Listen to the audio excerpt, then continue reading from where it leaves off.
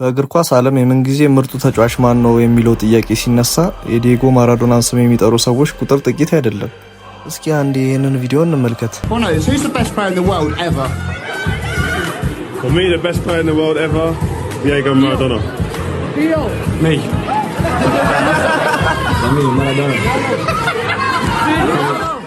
በአንድ ወቅት ሮናልዶ የምንጊዜ ምርጥ ተርታ ሊሰልፍ ይችላል ብሎ ማሰብ እንደ ስህተት ወይም እንደ ስድብ ይቆጠር ነበር።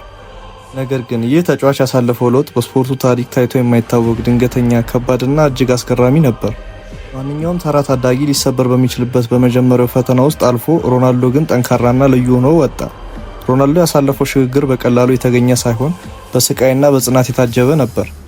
ወደ ቪዲዮ ከመግባታችን በፊት ግን ስለ ወጣቱ ሮናልዶ ያላችሁን ሀሳብ ኮመንት ላይ ጻፉልኝ። ለዚህ ቻናል አዲስ የሆናችሁ ሰዎች ደግሞ ሰብስክራይብ በማድረግ የቻናላችን ቤተሰብ ይሁኑ።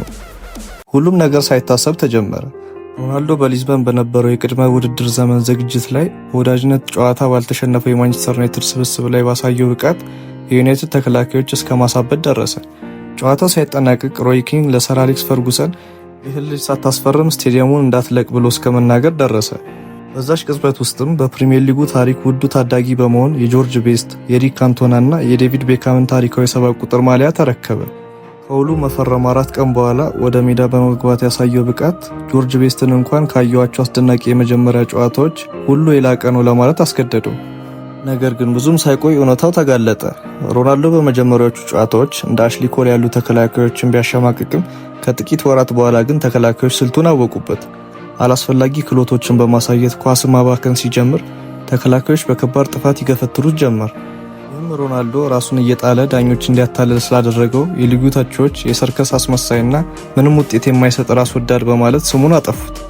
ክብሩ የተገፈፈው ሮናልዶ በቋሚነት ለመሰለፍ ፈርጉሰንን ለማሳመን ይፋለም ጀመር። ዩናይትድ በሊጉ በአርሰናል የማይበገሩ ስብስብ ቢበለጥም ሮናልዶ ግን በኤፍኤ ካፕ ፍጻሜ ላይ በሚሏል በጭንቅላቱ ግብ አስቆጥሮ ቡድኑን ለዋንጫ አበቃ። ሰር አሌክስ ፈርጉሰን የጨዋታው ኮከብ ሽልማት ለቫን ኒስተልሮይ በመሰጠቱ ተቃውሞውም ነበር። ምክንያቱም ያን ቀን ዩናይትድን ከዋንጫ አልባነት የታደገው ሮናልዶ ነበር። በ2004 ዩሮ ላይም ለፖርቹጋል የመጀመሪያው ግብ ያስቆጠረ ትንሹ ተጫዋች በመሆን ሀገሩን ለፍጻሜ አደረሰ። ሆኖም ግን በፍጻሜው በግሪክ ተሸንፎ ሲያለቅስ የታየበት ምስል ለመላው ዓለም ትልቅ ትዝታ ሆነ። በ2005 ሕይወቱ በከባድ ፈተና ውስጥ ወደቀች። የአባቱ ዴኒስ አቬሮ በጠና መታመምና ከጥቂት ጊዜ በኋላ መሞቱ ለሮናልዶ ትልቅ የስነ ልቦና ስብራት ነበር። አባቱ በፖርቹጋል የቅኝ ግዛት ጦርነት ወቅት በደረሰበት የስነ ልቦና ጥቃት ምክንያት ለአልኮል ተገዢ ሆኖ ነበር። ሮናልዶ አባቱን ለማዳን ወደ ለንደን በመውሰድ የቻለውን ሁሉ ቢያደርግም አልተሳካለት። ፊዚዮቴራፒስቱ ማይክ ፋለን እንደሚለው ከአባቱ ሞት በኋላ ሮናልዶ የመጣው ሙሉ በሙሉ የተለየ ሰው ሆኖ ነበር። ሰውነቱ ፈርጥሟል፣ ፊቱ ላይም ጠንካራ ቁርጠኝነት ይታያል። ነገር ግን በውስጡ የነበረውን ንዴት መቆጣጠር የማይችል ስለነበር በሜዳ ላይ ከቡድን አጋሮቹ ጋር ግጭት ውስጥ መግባት ጀመረ። በተለይ ከሩድ ቫን ኒስተልሮይ ጋር የነበራቸው ጸብ እስከ ልምምድ ሜዳ ደረሰ። ቫን ኒስተልሮይ ሮናልዶ ኳስ አያቀብልም በሚል ተበሳጭቶ ሄደ ለአባት አልቅስ በማለት በሮናልዶ ቁስል ላይ የማይሆን ቃል ሲናገር ሮናልዶ በጣም ተበሳጨ። ቫን ኒስተልሮይ በኋላ ላይም አባት ሲል ረዳት አሰልጣኙን ካርሎስ ኪሮዝን ማለት እንደነበር ቢገልጽም ሮናልዶ ግን ንግግሩን ከአባቱ ሞት ጋር አያይዞት ነበር። በ2006 ዓለም ዋንጫ ላይ ከዋይን ሩኒ ጋር ያጋጠመው ግጭት ደግሞ የእንግሊዝ ቁጥር 1 ጠላት አደረገው። ሩኒ ቀይ ካርድ ሲያይ ሮናልዶ ለአሰልጣኙና ቤንች ላሉት በአይኑ የመጣቀስ ምልክት በማሳየቱ በእንግሊዝ ሚዲያዎች ዘንድ እንደ ክህደት ተቆጠረ። ፊፋም ሮናልዶ ለታዳጊ ኮከብ ሽልማት አጭቶት የነበረ ቢሆንም ስነ ምግባር የለውም በሚል ሽልማቱን ለሉካስ ፖዶልስኪ ሰጠው። በወቅቱ ሮናልዶ ማንቸስተርን ለቆ ወደ ስፔን ለመሄድ ወስኖ ነበር። ነገር ግን ሰር አሌክስ ፈርጉሰን አንተ ካየኋቸው ደፋር ሰዎች አንዱ ነህ፣ መሸሽ ለአንተ አይመጥንህም በማለት አቆዩት። እንዲሁም በዚያ የውድድር ዘመን 15 የሊግ ግቦችን እንደማያስቆጥር በመናገር 400 ፓውንድ ተወራረዱ። ሮናልዶ ግን በሜዳ ላይ ባሳየው ብቃት ውድድሩን አሸነፈ። በተለይ ከሊዝበን ጋር በነበረው ጨዋታ 14 ድሪብሎችን በማሳየት በሻምፒዮንስ ሊግ ታሪክ ሁለተኛው ተጫዋች ተደረገ። ትልቁ የብቃት ለውጥ የመጣው ግን በረዳት አሰልጣኙ ሬኔ ሙለንስቲን አማካኝነት ነበር። ሬኔ ለሮናልዶ አንድ ትልቅ እውነት ነገረው። ችግር አመለካከትህ ነው። አንተ ቆንጆ ግብ ብቻ ነው ማግባት የምትፈልገው፣ ዋናው ነገር ግን እንዴት እንደሚገባ ሳይሆን መግባቱ ብቻ ነው ወሳኙ በማለት መከረው። በ30 ቀናት ሮናልዶ የታሪካዊ ግብ አግቢዎችን እንደ አለን ሼረር፣ ሩድ ቫን ኒስተልሮይ እና ሶልሼር ቪዲዮ እያጠና ገዳይ አጨራረስን ተማረ። ከዚያ በኋላ ሮናልዶም እንደ ሰው ሳይሆን እንደ ማሽን ማስቆጠር ጀመረ። በ2007-08 የውድድር ዘመን ሮናልዶ 42 ግቦችን በማስቆጠር ዓለምን አስገረመ። በሻምፒዮንስ ሊግ ፍጻሜ በቼልሲ ላይ በጭንቅላቱ ያስቆጠራት ግብ የጥንካሬው ተምሳሌት ነበረች። ሮናልዶ በማንቸስተር ዩናይትድ ቤት ያሳለፋቸው የመጨረሻ ዓመታት ፍጹም የበላይነት የታየባቸው ነበሩ። በ2008 የባሎን ዶር ሽልማትን ሲያሸንፍ ከ96 ጋዜጠኞች መካከል 77ቱን ድምጽ በማግኘት ፍጹም አሸናፊ ሆነ። ይህ ውጤት የተመዘገበው በሜሲና በሮናልዶ መካከል ያለው ፉክክር ገና በጀመረበት ወቅት ነበር።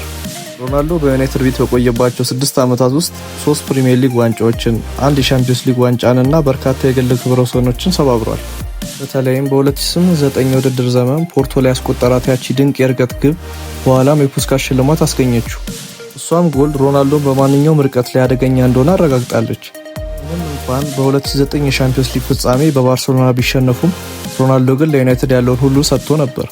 ሮናልዶ በማንቸስተር ዩናይትድ የነበረው ቆይታ ሲጠናቀቅ ደጋፊዎቹ በታላቅ ክብር ሸኝተውታል። እሱም ቢሆን ለማንቸስተር ዩናይትድ ያለው ፍቅር ምንጊዜም እንደማይቀንስ በተደጋጋሚ ተናግሯል። የሰር አሌክስ ፈርጉሰን ሚና በሮናልዶ ሕይወት ውስጥ ከእግር ኳስ አሰልጣኝነት በላይ ነበር። አባቱን ባጣበት ወቅት ፈርጉሰን ለሮናልዶ የሰጡት ድጋፍና ፍቅር ሮናልዶን ዛሬ ላለበት ደረጃ አብቅቶታል። ሮናልዶ ከትችትና ከስድብ ወጥቶ እንደ ወርቅ የደመቀ ተጫዋች ሆነ። የአባቱ ሞት፣ የሚዲያው ጫና እና የቡድን አጋሮቹ ትችት ሁሉ ሮናልዶ ሊሰብሩት አልቻሉ። ይልቁንም ለዛሬው ታላቅነቱ እንደ ግብዓት አገልግሎታል። ከዩናይትድ ወደ ሪያል ማድሪድ በ80 ሚሊዮን ፓውንድ ሲዘዋወር የዓለሙ ውዱ ተጫዋች በመሆን አዲስ ምዕራፍ ጀመረ። የሮናልዶ ታሪክ ለወጣቱ ትውልድ ትልቅ መነሳሳት ነው። ተሰጥኦ ብቻውን በቂ እንዳልሆነ፣ ይልቁንም ጠንክሮ መስራትና ለውጥን መቀበል ምን ያህል ወሳኝ እንደሆነ ያሳያል። ሮናልዶ ራሱን ከትችት ብዛት አውጥቶ በእግር ኳስ ዓለም ከፍታ ላይ የተቀመጠ ታላቅ ተጫዋች ነው። ዛሬም ድረስ የሱ ስም ሲነሳ ያ ትጋትና የማሸነፍ ፍላጎት አብሮ ይነሳል። ሮናልዶ ማለት የእግር ኳስ ጥበብና ጠንካራ ስራ ተምሳሌት ነው።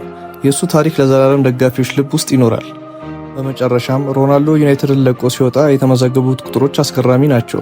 3 የፕሪሚየር ሊግ ዋንጫዎች፣ 1 ሻምፒዮንስ ሊግ፣ 1 የክለቦች ዓለም ዋንጫና የመጀመሪያውን ባሎን ዶር። ይሄ ሁሉ የተገኘው ያንን የሰርከስ አስመሳይ ተብሎ የሚታመውን ታዳጊ ወደ ጎል ማሽን በመቀየር ነው። ክርስቲያኖ ሮናልዶ የማይበገረው የዘመናችን የእግር ኳስ ሌጀንድ። ውድ የስፖርቱ ዓለም ተመልካቾቻችን፣ ስለ ወጣቱ ሮናልዶ የነበረን ቪዲዮ ይህንን ይመስላል። ስለሱ ችሎታ ምን ትላላችሁ? አሁንስ የሚመጣውን የዓለም ዋንጫ የሚያሳካ ይመስላችኋል? አስተያየታችሁን ኮሜንት ላይ ጻፉልኝ። ቪዲዮን ከወደዳችሁት ላይክ፣ ሌላ እንደዚህ አይነት ቪዲዮዎች እንዳያመልጧችሁ ደግሞ ሰብስክራይብ በማድረግና የደወል ምልክቷን በመጫን ቻናላችንን ይቀላቀሉ።